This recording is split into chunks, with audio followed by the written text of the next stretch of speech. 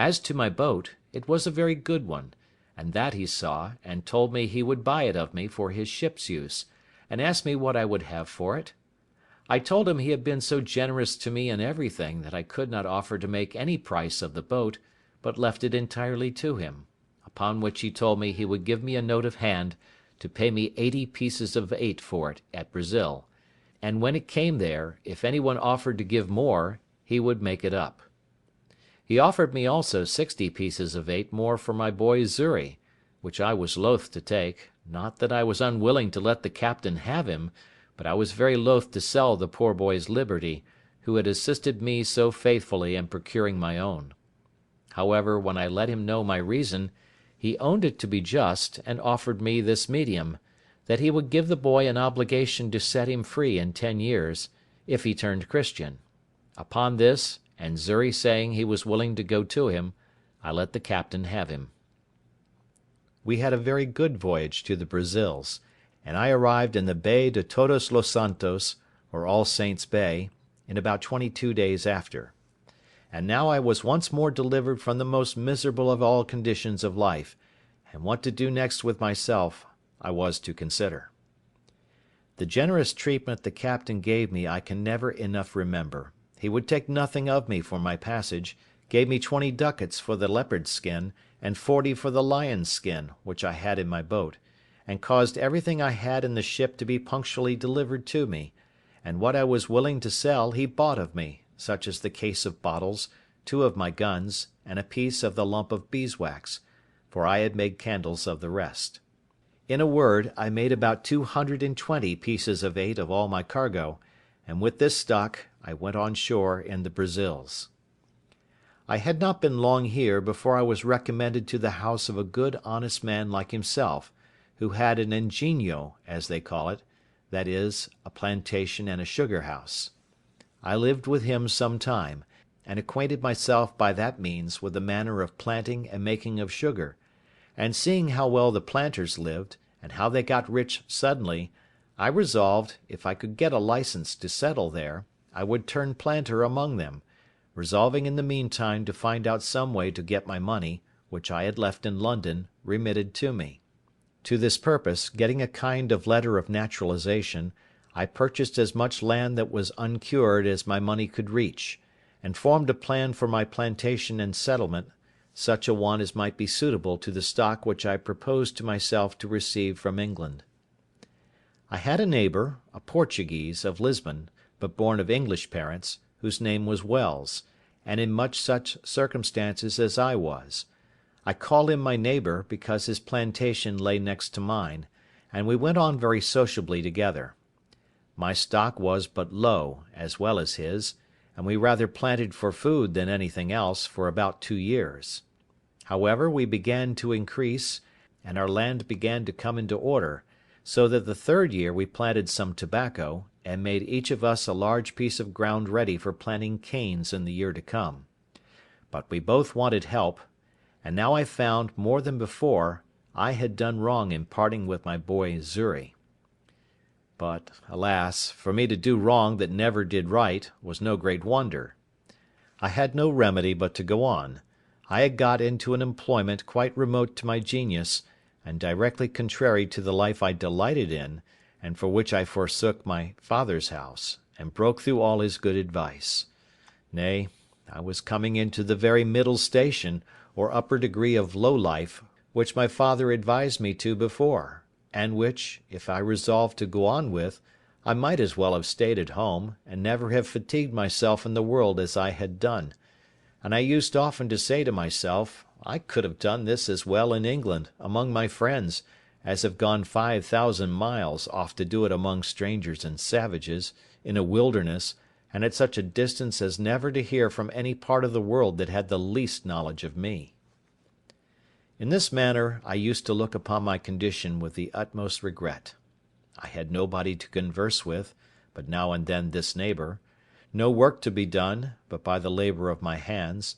and I used to say, I lived just like a man cast away upon some desolate island, that had nobody there but himself. But how just has it been, and how should all men reflect, that when they compare their present conditions with others that are worse, Heaven may oblige them to make the exchange, and be convinced of their former felicity by their experience. I say, how just has it been, that the true solitary life I reflected on, in an island of mere desolation, should be my lot, who had so often unjustly compared it with the life which I then led, in which, had I continued, I had in all probability been exceeding prosperous and rich. I was in some degree settled in my measures for carrying on the plantation before my kind friend, the captain of the ship that took me up at sea, went back; for the ship remained there, in providing his lading and preparing for his voyage, nearly 3 months; when telling him what little stock I had left behind me in London, he gave me this friendly and sincere advice: "Señor Inglés," says he, for so he always called me, "if you will give me letters, and a procuration in form to me, with orders to the person who has your money in London to send your effects to Lisbon, to such persons as I shall direct, and in such goods as are proper for this country, I will bring you the produce of them, God willing, at my return. But since human affairs are all subject to changes and disasters, I would have you give orders but for £100 sterling, which, you say, is half your stock, and let the hazard be run for the first; so that, if it comes safe, you may order the rest the same way, and, if it miscarry, you may have the other half to have recourse to for your supply." This was so wholesome advice, and looked so friendly, that I could not but be convinced it was the best course I could take; so I accordingly prepared letters to the gentlewoman with whom I had left my money, and a procuration to the Portuguese captain, as he desired. I wrote the English captain's widow a full account of all my adventures, my slavery, escape, and how I had met with the Portuguese captain at sea, the humanity of his behaviour, and what condition I was now in, with all other necessary directions for my supply; and when this honest captain came to Lisbon, he found means, by some of the English merchants there, to send over, not the order only, but a full account of my story to a merchant in London, who represented it effectually to her; whereupon she not only delivered the money, but out of her own pocket sent the Portugal captain a very handsome present for his humanity and charity to me. The merchant in London, vesting this £100 in English goods, such as the captain had written for, sent them directly to him at Lisbon, and he brought them all safe to me in the Brazils, among which, without my direction,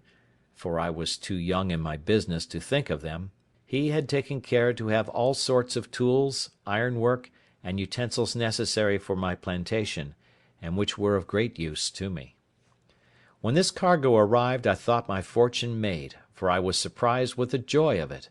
and my good steward, the captain, had laid out the £5, which my friend had sent him for a present for himself, to purchase and bring me over a servant, under bond for 6 years' service, and would not accept of any consideration except a little tobacco, which I would have him accept, being of my own produce.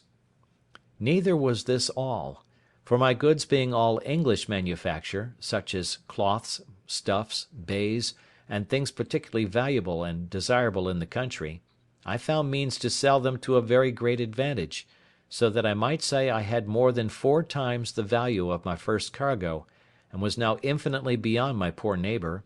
I mean in the advancement of my plantation; for the first thing I did, I bought me a negro slave, and a European servant also; I mean another besides that which the captain brought me from Lisbon. But as abused prosperity is oftentimes made the very means of our greatest adversity, so it was with me. I went on the next year with great success in my plantation. I raised 50 great rolls of tobacco on my own ground, more than I had disposed of for necessaries among my neighbours; and these 50 rolls, being each of above 100 weight, were well cured, and laid by against the return of the fleet from Lisbon; and now increasing in business and wealth, my head began to be full of projects and undertakings beyond my reach, such as are, indeed, often the ruin of the best heads in business. Had I continued in the station I was now in, I had room for all the happy things to have yet befallen me for which my father so earnestly recommended a quiet retired life, and of which he had so sensibly described the middle station of life to be full of. But other things attended me, and I was still to be the wilful agent of all my own miseries, and particularly to increase my fault, and double the reflections upon myself, which in my future sorrows I should have leisure to make. All these miscarriages were procured by my apparent obstinate adhering to my foolish inclination of wandering abroad, and pursuing that inclination, in contradiction to the clearest views of doing myself good in a fair and plain pursuit of those prospects, and those measures of life, which nature and Providence concurred to present me with, and to make my duty. As I had once done thus in my breaking away from my parents, so I could not be content now, but I must go and leave the happy view I had of being a rich and thriving man in my new plantation, only to pursue a rash and immoderate desire of rising faster than the nature of the thing admitted. And thus I cast myself down again into the deepest gulf of human misery that ever man fell into, or perhaps could be consistent with life and a state of health in the world.